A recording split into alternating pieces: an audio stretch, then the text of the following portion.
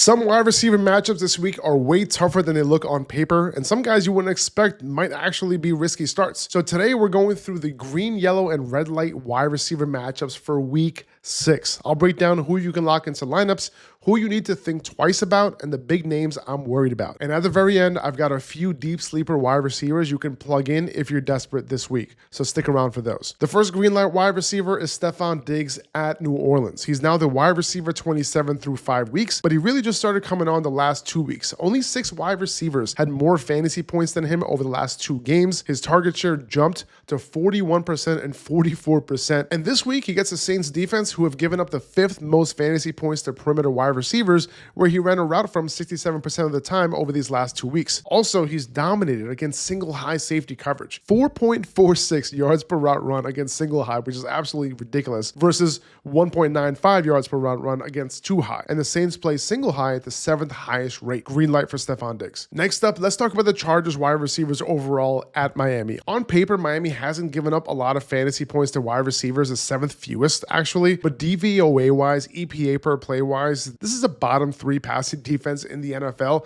and it makes sense because the secondary is completely depleted. You look at the Chargers situation right now, no Marvin Harrison. I can't imagine the game plan coming in to not simply be let Justin Herbert cook against this secondary. You're going to start Quentin Johnston, right? He had 1 down game, but he needs to be in lineups. One thing to note is that we don't love Johnston as much against a 2-high defense like Miami, as much as we do against single high defenses. 1.4 yards per route run versus 2.51 yards per route run, but he still needs to be in lineups. Keenan Allen, he does perform slightly better against 2 high safety coverages, so he should be in lineups. He had a 29% target share last week, only 1 game lower than 24% target share this year. And then Ladd McConkey, you can decide, right? Like me personally, I'll have him in. Like, he does perform slightly better against 2 high coverage, but nothing too crazy. This is a good matchup to exploit though, so he's still a wide receiver 3 for me at the very least this week. Let's talk about George Pickens at Carolina. He's obviously the number 1 wide receiver for Dak Prescott right now without CeeDee Lamb, and he's doing number 1 wide receiver things. Down week last week with the Sauce Gardner matchup, but he still came through with a 43-yard touchdown late to save the day. And as you know, we love him against single high safety coverage, and Carolina plays it at the 13th highest rate. 23% targets per route run against single high versus 15% against 2 high. 2.73 yards per route run against single high versus 1 yard per route run against 2 high. Also, the Cowboys have the 4th highest implied total for the week, so he is locked in as a top 10 wide receiver play. Big old green light, despite Carolina being relatively stingy in terms of giving up fantasy points to wide receivers. Let's talk Tetairoa McMillan against Dallas. Can this finally be the blow-up game that we have been waiting for? At least 8 targets in each game. He's the wide receiver 32 in fantasy points per game without a touchdown. Can this be the week? The Cowboys are allowing the most receiving touchdowns to wide receivers, the most fantasy points per game overall to wide receivers, and the most fantasy points to perimeter wide receivers like him. They're also giving up the most receiving yards per game to wide receivers. So you're looking at somebody who's top 5 in weighted opportunity among all wide receivers. This has to be the week. Green light. Let's talk Deebo Samuel, man. Going up against Chicago. Smash spot for Deebo this week. And it helps when he's been balling. 8 for 96 and a touchdown this past week, 6 for 72 and a touchdown the week before. Now he gets Chicago, another 2 high safety defense. This is going back to his 49ers days. Like, this is when you knew to play him. And Chicago, they played at the 2nd highest rate. Look at these splits for Deebo this year. 33% targets per route run against 2 high versus 24% against single high. 2.58 yards per route run against 2 high to 1.9 yards per route run against single high. Not only that, but the Bears have given up the 9th most fantasy points to wide receivers over the last 4 weeks, the 3rd most touchdowns to wide receivers, and the Commanders have the 2nd highest implied total on the week. Big old green light for Deebo Samuel. Then you got Michael Pittman going up against Arizona. Pittman's been getting it done, man. He's been a touchdown machine for Daniel Jones. 4 touchdowns in 5 games. Not really sustainable, but good matchup this week against Arizona. The Colts have the 2nd highest implied total on the week. They allow the 5th most receptions to wide receivers, but they also run 2 high safety coverage at the 9th highest rate in the NFL, and that's where Pittman eats. 28% targets per route run against 2 high, 21% against single high. 2.28 yards per route run against 2 high, 1.68 against single high. Good schematic matchup for Pittman. green light. Let's talk Xavier Worthy going up against Detroit. Simply put, this is going to be a high-scoring game, 50.5 game total. The Chiefs also have the 6th highest implied team total. Detroit secondary completely depleted right now. Terrion Arnold's out, DJ Reed's out, their safeties are banged up, and Xavier Worthy is the only Chiefs wide receiver who's a full-time guy. It's literally a rotation everywhere else around him. 24%, 23% target shares the last 2 weeks, not bad, and the Lions were already giving up the 7th most receiving yards and the 4th most receiving touchdowns to wide receivers. Fire him up. Let's talk wide receivers who I'm giving a yellow light to. Marvin Harrison Jr. On paper, great matchup. The Colts are giving up the 5th most fantasy points, the 3rd most over the last 4 games, the 3rd most receptions per game to wide receivers, the 5th most receiving yards per game to wide receivers. But then you look at what number 1 wide receivers have done this year against the Colts.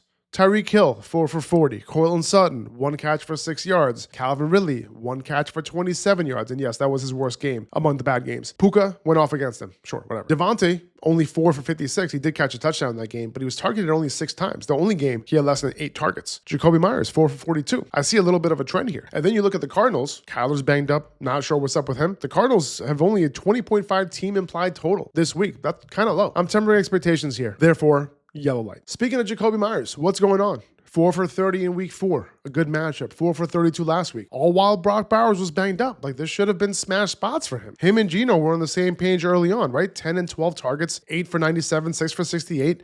And then what happened? The matchup this week is good. 8th most fantasy points per game given up by Tennessee to wide receivers. The 6th most receiving yards given up per game. You got to downgrade him a bit just overall because of lack of production, but I'm still willing to start him as a wide receiver 3. Like, it's going to happen at some point. Right? Let's talk Kahlil Shakir at Atlanta. On the low, Shakir has been a top 36 wide receiver this season so far. And this week, on paper, the matchup doesn't look great. The Falcons give up the 6th fewest fantasy points to wide receivers. However, we're talking Josh Allen here. And Shakir has played very well against single high safety coverage. And yes, Atlanta has played the most single high safety coverage of any team in the NFL so far. Check this out. 24% target rate for Khalil Shakir and a 2.38 yards per route run against single high versus only 16% target rate and a 0.96 yards per route run against too high. Schematically, favor Shakir. So I'm throwing him in my lineup this week. Let's talk DK Metcalf going up against Cleveland. The Browns, great defense, but they've definitely let up against wide receivers lately. Over the last 4 games, they're giving up the 5th most fantasy points to the position. And it's really coming from touchdowns. The 4th most given up to wide receivers this year. And you look at what Cleveland does on defense. They play single high safety coverage at the 5th highest rate in the NFL. What does that tell you? It tells you that Metcalf could go off in this game. He's a target hog against single high. 28% targets per route run against single high versus only 16% against too high. So good schematic matchup for DK,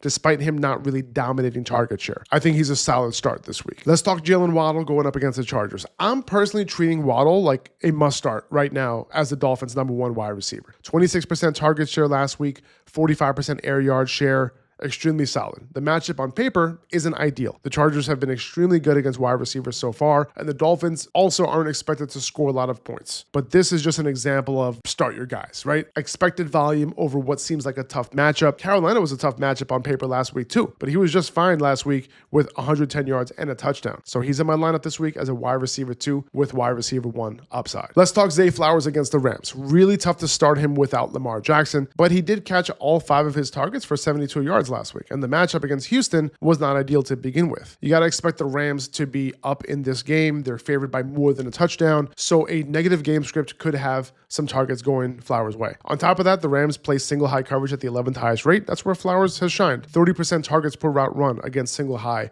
versus 18% against too high, and then 3.27 yards per route run against single high versus 1.89 against too high. So despite him not having his quarterback, I still think he makes a solid wide receiver 3 this week. Talk Packers wide receivers coming off the bye, going up against Cincy. 3 touchdowns 2 weeks ago for Romeo Doubs. Not sustainable, obviously. The target share is all over the place for the Packers, but this is a good matchup. If I had to choose a wide receiver to start, it would be Romeo Doubs. Since he plays a lot of single high safety coverage, the 8th highest in the NFL. Good for Matthew Golden, obviously, because there's a better chance he gets one over the top as the deep threat, but Doubs has been the guy against this coverage. 25% targets per route run against single high versus 13% against too high. 2.91 yards per route run against single high versus 0.53 against too high. So you can see the split there. I'm not necessarily chasing the points here and those 3 touchdowns with Romeo Doubs, but this is a good schematic matchup for Doubs in general. He's a boom bust wide receiver 3 flex play for me. Let's move on to some red light wide receivers, guys who I'm like really iffy about putting in my lineup. Calvin Ridley going into Vegas. He had a good week last week. So do we trust him this week? I have a hard time doing that personally. Before last week against Arizona, you're looking at 4 catches, 3 catches, 1 catch, 2 catches, single digit fantasy points. It hasn't been good.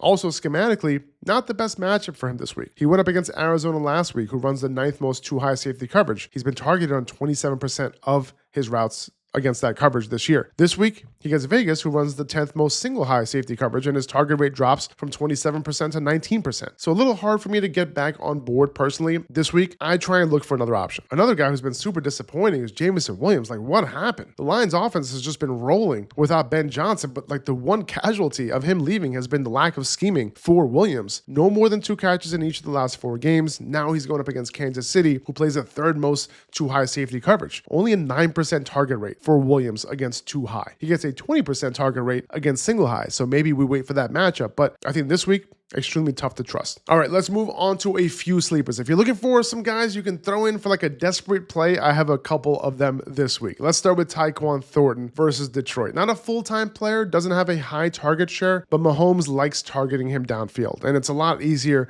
to hit those downfield shots against a team that plays a lot of single high coverage. 2.64 yards per route run against single high for Thornton. Super solid. He doesn't run a lot of routes, but when he is running routes, he produces, right? Only 1.55 against too high. Detroit plays single high at the 3rd highest rate, and the secondary is straight up depleted right now. Josh Downs up against Arizona. I like Pittman, like I said, but Downs also has a solid matchup. He's also been historically known as someone who's been really good against too high safety coverage, actually one of the best in the league last year. But Arizona's also given up the 2nd most fantasy points to slot wide receivers over the last 4 weeks. I think he's somewhat startable this week. Travis Hunter, things are getting better for him. He's running a lot more routes downfield. Route participation went up to 70% in week 4, then up to 74% in week 5. Things are getting a little bit better. Target share needs to come up a little bit, but if you're desperate, throw him in because the Seahawks have given up the 2nd most fantasy points to slot wide receivers this year. And I think Troy Franklin is probably one of my favorite deeper starts, I would say, against the Jets. Courtland Sutton, he's going to be locked up with Sauce Gardner this week. Franklin could benefit because of it. Just like when Sutton had that down game against Indy, Franklin picked it up big time. 24 fantasy points in that game. Tough matchup last week against Philly, out of the slot against Cooper DeJean, but this week he gets the Jets, who are one of the worst passing defenses in the NFL right now. Their nickel corner, Michael Carter, who has already given up fantasy points, he's out this week, so matchup advantage goes to Franklin in this one over in London. Guys, that's going to do it. UpperhandFantasy.com has all of our rankings for this week. Appreciate you guys. I'll see you next time. Peace.